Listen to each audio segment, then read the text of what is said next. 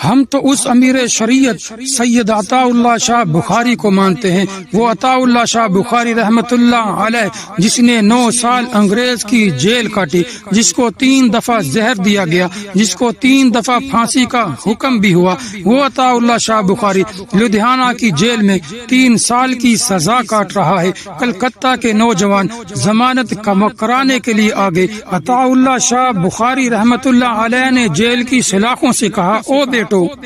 یہ قفس ہی مجھ کو عزیز ہے، کچھ جی تو لوں گا قرار سے، مجھے چمن میں نہ لے چلو، میں ڈرا ہوا ہوں بہار سے، جب چمن سے گزرے اے صبا تو یہ کہنا بلبل زار سے، خزاں کے دن بھی قریب ہیں، نہ لگانا دل کو بہار سے۔ وہ سید عطا اللہ شاہ بخاری جیل میں ہے۔ شاہ جی کہتے ہیں 5 سال کی سزا تھی، 3 سال گزر گئے، کوئی رشتہ دار نہ آیا، کوئی ملاقات کو نہ آیا، کوئی روٹی پہنچانے نہیں آیا، کوئی کھانا دینے نہیں آیا۔ 3 سال گزر گئے، تہجد کا وقت تھا، بے ساختہ ایک شعر میری زبان پر آ گیا۔ شاہ جی کہتے ہیں کہ جب میں نے لہر میں شعر پڑھا تو جیل میں سناٹا طاری ہو گیا۔ نوجوانوں نے کہا، شاہ جی حکم دو تو جیل کے دروازے توڑ دیں۔ شاہ جی کہتے ہیں میں نے کہا، بیٹو گھبرانے کی ضرورت نہیں ہے۔ شاہ جی نے ایک شعر پڑھا، کیا ہی عجیب شعر ہے، زندگی کی اداس راتوں میں ایک دیا سا ٹمٹماتا ہے، اے ہوا اسے بھی گل کر دے،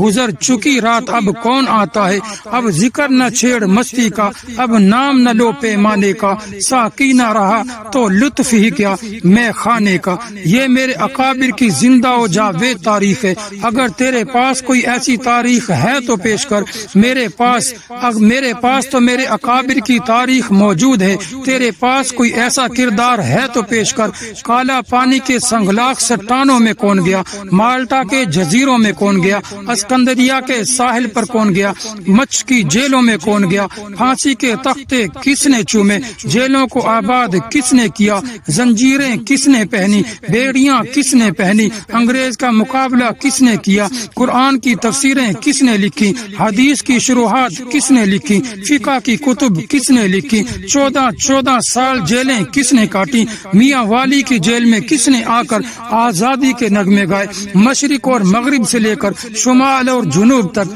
اللہ کا قرآن کس نے پہنچایا۔